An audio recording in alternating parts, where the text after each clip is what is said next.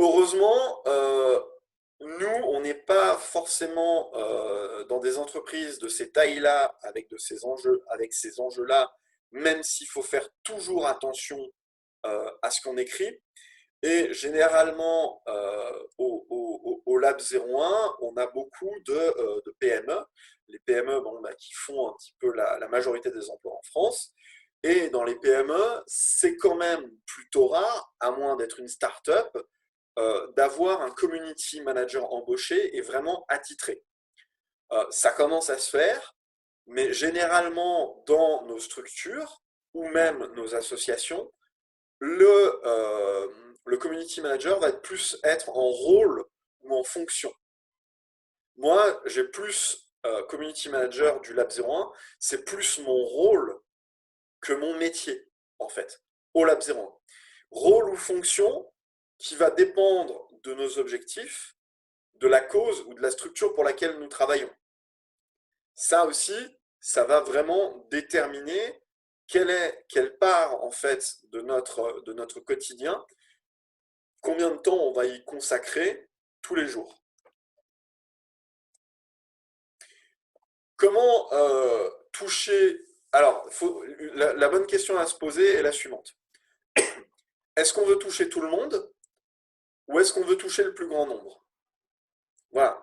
Je pense que aller vers la deuxième question, c'est mieux. Et pour toucher le plus grand nombre, je vous referai la slide, c'est pourquoi, c'est se demander en fait la question pourquoi, qu'est-ce qu'on fait, quelle est un petit peu notre raison d'être, puis aller vers le comment, et ça va définir qui on veut toucher, et vers qui on veut aller. Et quand on a la question de qui, on peut commencer à se dire, ok, on va ouvrir un compte sur tel et tel réseau social. Voilà. Une entreprise qui vend du béton, aller sur Instagram, qui est un réseau très visuel, je ne comprends pas forcément l'intérêt. Si par contre on veut parler à des professionnels, on va peut-être aller sur LinkedIn. Sachant que c'est un vrai, choisir ces réseaux sociaux, c'est un autre sujet qu'on pourra traiter plus tard, puisque des réseaux sociaux, aujourd'hui, il y en a plein.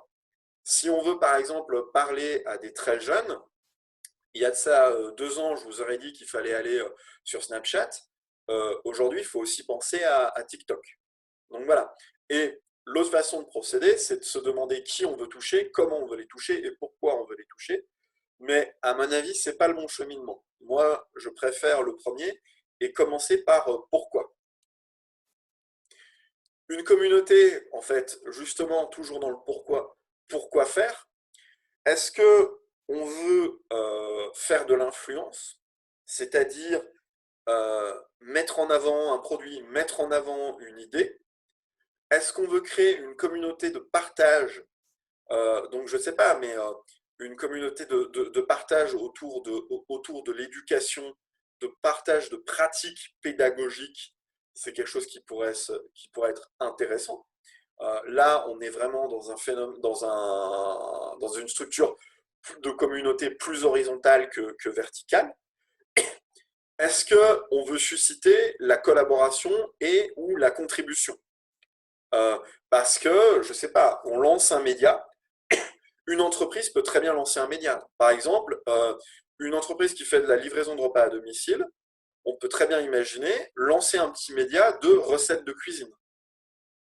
Ça pourrait être assez intéressant, où les gens viendraient participer par des formats vidéo très courts pour créer ce média.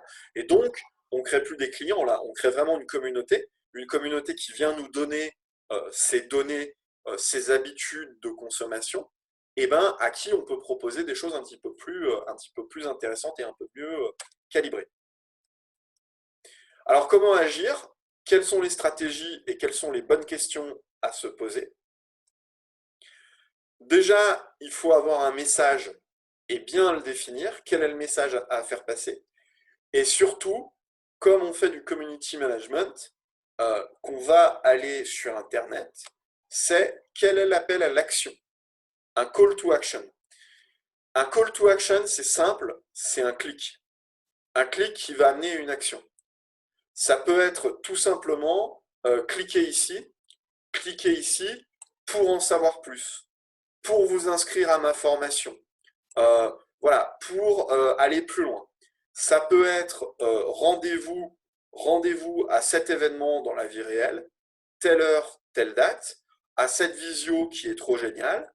Ça peut être partager cet article, partager cette vidéo, cette formation, cette information.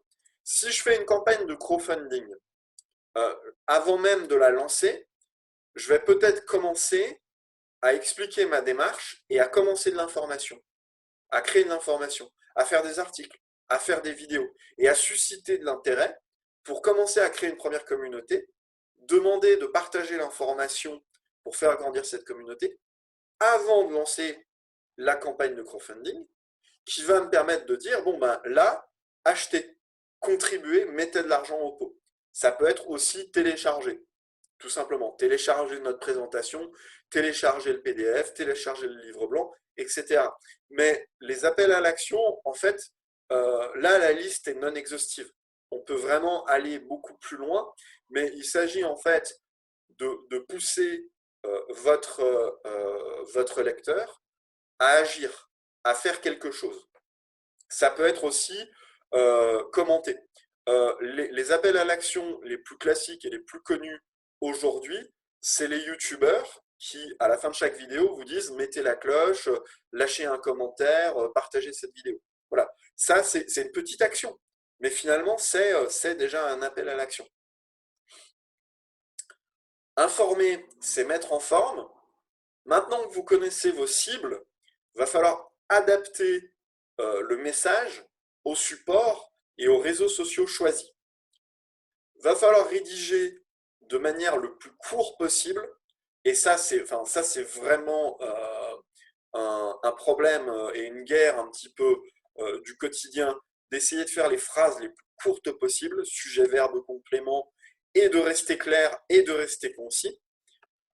80% du boulot, c'est avoir une bonne image et un bon visuel.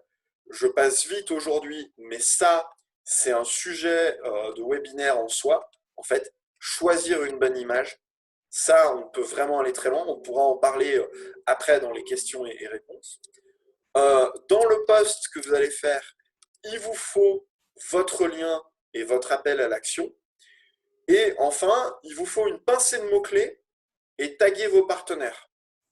Parfois, en fait, je sais qu'on parle du Lab 01 sur Facebook parce que des gens nous ont tagués. Sur Twitter, c'est pareil, ça marche un petit peu. En fait, le principe du croisillon, du hashtag et du sur les réseaux sociaux, c'est vraiment Twitter qui a développé ça, c'est la communauté de Twitter qui a développé ça. On va saupoudrer le tout d'emojis adéquats. Là, je vous en ai mis 4 qui sont grosso modo les 4 que j'utilise le plus au Lab 01. Une ampoule, une idée, une fusée qui est le logo du Lab 01, le robot parce qu'on parle d'intelligence artificielle, parfois d'innovation, l'ordinateur parce que c'est quelque chose qu'on fait beaucoup. Je dis bien saupoudrer, les mots-clés et les emojis, il ne faut pas faire tomber la salière dans la casserole. Voilà, faut quand même y aller doucement. Sinon, vous prenez le risque d'être complètement illisible. Voilà, pour terminer, un exercice à faire chez vous, c'est regarder ce qui se fait chez les autres. Comment font les community managers des entreprises, associations, causes que vous suivez? Quelles sont, selon vous, leurs bonnes et mauvaises pratiques? Ensuite, ça va être pour vous définir vos objectifs et les messages que vous souhaitez faire passer et faire la cartographie des outils et des réseaux que vous allez utiliser. Voilà, dans la présentation que je vous enverrai, il y a cette petite webographie d'articles desquels je me suis inspiré pour faire cette présentation. Alors, il y a vraiment de tout. C'est-à-dire qu'il y a le blog du modérateur qui est vraiment un truc très terre à terre pour les professionnels du web. Il y a quelque chose vraiment autour de l'animation. Et puis, il y a même le monde diplomatique et France Culture qui ont publié des choses assez intéressantes. Donc voilà, il y a plusieurs niveaux de lecture qui vous sont proposés. Voilà, je vous remercie. Je vais arrêter l'enregistrement et puis on va pouvoir passer aux questions et aux réponses.